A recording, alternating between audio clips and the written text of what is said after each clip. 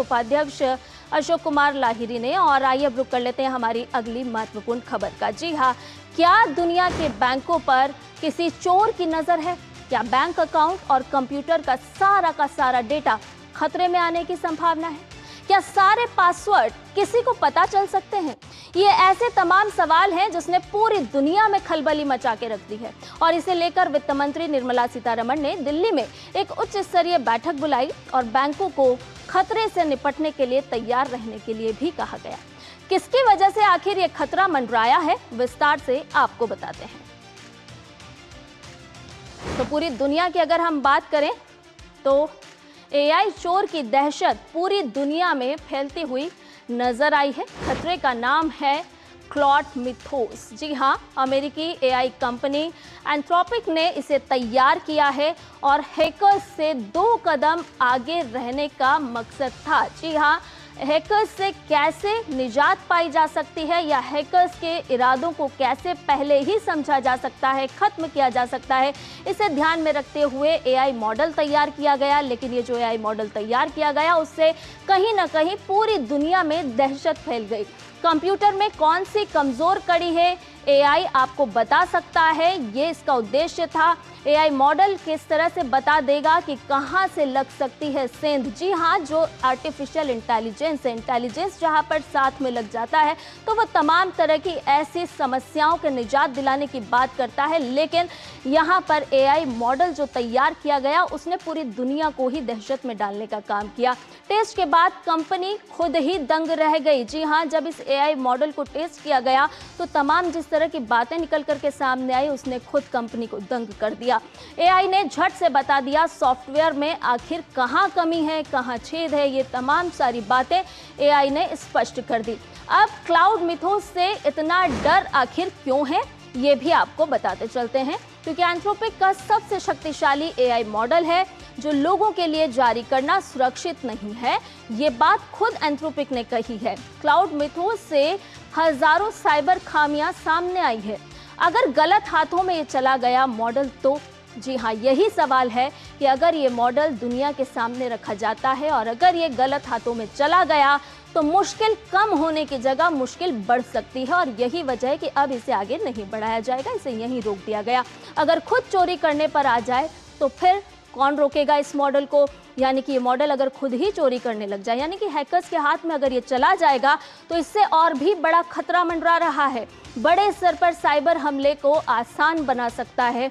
Cyber हमला लगातार हम देख रहे हैं किसी न किसी रूप में सामने आता है, लेकिन अगर वो हो जाता है तो, और यही वजह है कि तमाम तरह की रिपोर्ट्स भी सामने आई हैं, कुछ अनाधिकृत यूजर्स को भी इसके माध्यम से एक्सेस मिल सकता है, ये परेशानी भी सामने आई। अमेरिका समेत कई देशों की सरकारों की पैनी नजर इस पर है।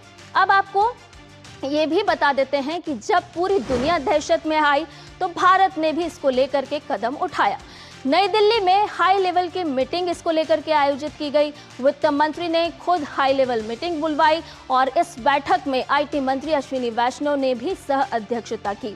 अनुसूचित वाणिज्यिक बैंकों के साथ ये बैठक हुई और एआई से जुड़े हुए नए जो खतरे हैं उनकी समीक्षा की गई। तमाम तरह के खतरे एआई से जुड़े हुए सामने आ रहे हैं, लेकिन इन खतरों को कैसे कम किया जा सकता है, भारतीय नागरिकों को कैसे सुरक्षा प्रदान की जा सकती है, तमाम तरह के ऐसे बिंदुओं को ध्यान में रखते हुए ये बैठक आयोजित की गई। हाई लेवल की ये बैठक थी जिसमें वित्त मंत्री ने ये बैठक बुलाई थी और बैंकों को अधिक सतर्क रहने की जरूरत बताई गई।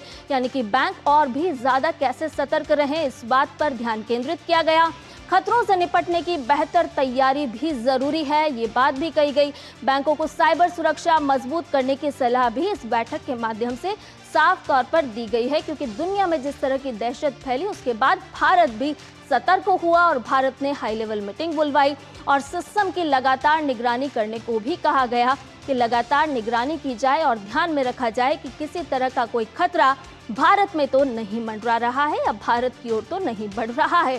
संदिग्ध गतिविधि या फिर साइबर हमले की तुरंत जानकारी देने की बात इस बैठक के माध्यम से कही गई।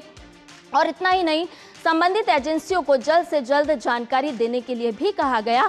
अगर आपको किसी भी तरह की कोई भी शंका, कोई भी आशंका मिलती है तो तुरंत सतर्क होएं और उसको लेकर के अपनी जानकारी को आगे बढ़ाएं। एजेंसियों के साथ तालमेल बनाने की बात साफ तौर पर इस बैठक के माध्यम से की गई और ग्राहकों के डेटा सुरक्षित रखने के लिए उठाए कदम, ये बात कही गई। हम सभी जानते हैं कि भारत का जोर लगातार इस बात पर होता है कि जो भारतीय नागरिक हैं, भारत के जो ग्राहक हैं, जो उपभोक्ता हैं, उनके डेटा को सुरक्षित रखा जाए।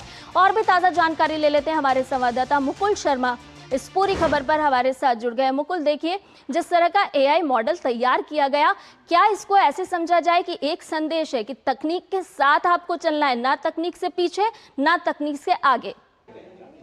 बिल्कुल संध्या, देखिए, हमें पहले ये समझने की ज़रूरत है एआई तकनीक जिसको इंसान ही जिसका इजाद कर रहा है, तो ये ज़रूरी कि उसका कंट्रोल जो है इंसानों के पास ही रहे।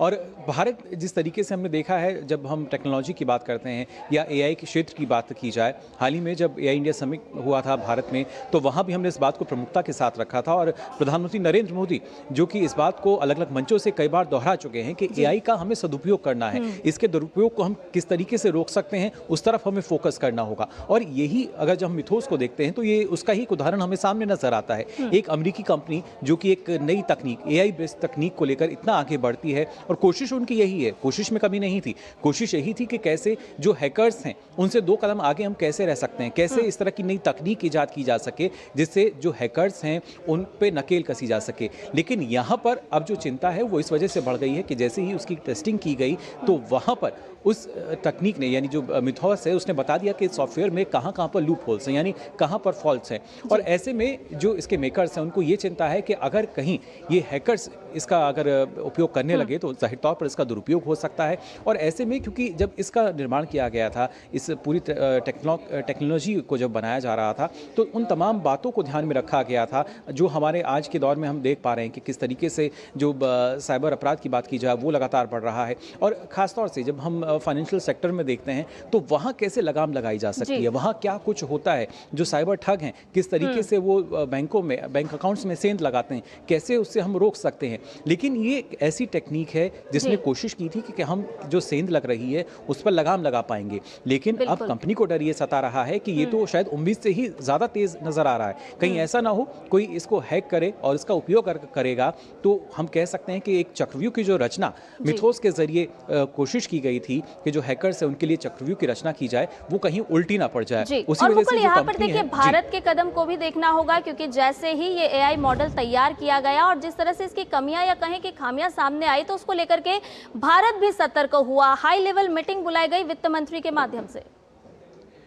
जी बिल्कुल संध्या, देखिए, कमी या खामियों की बात नहीं, एक डर जो है वो हमने देखा है कई देशों में। उनको लगा कहीं इस तरह की अगर जो तकनीक अगर वो आती है, एआई का इस तरह का अगर रूप सामने आता है तो जाहिर तौर पर इसके परिणाम घातक हो सकते हैं। और उसी को देखते हुए हमने देखा एक हाई लेवल मीटिंग जो है जिसमें ना सिर्फ अगर बात की जाए वित्त मंत्री निर्मला सीतारमण और इसके साथ साथ आईटी मंत्री अश्विनी वैष्णव जो इसमें मौजूद थे। और यहाँ एक बार फिर से कोशिश ये की गई, समीक्षा की गई कि कैसे हम अपने नागरिकों को जो साइबर अपराध हो रहा है उसके प्रति जागरूक कर सकते हैं। तकनीक को हमें अपनाना है, लेकिन तकनीक का गुलाम नहीं बनना है, बल्कि कैसे उसका सदुपयोग हम कर सकते हैं। और ये तौर पर तकनीक का हमें गुलाम नहीं बनना है। और इस तरह के दिशा निर्देश भी साफ तौर पर इस बैठक के माध्यम से जारी किए गए मुकुल, कि अगर किसी भी तरह की कोई भी संभावना अगर नजर आती है तो तुरंत और त्वरित इसको लेकर के कार्रवाई भी की जाए। बहुत बहुत शुक्रिया मुकुल, तमाम जानकारी हमसे साझा करने के लिए। और आइए अब रुक कर लेते हैं हमारी अगली खबर का।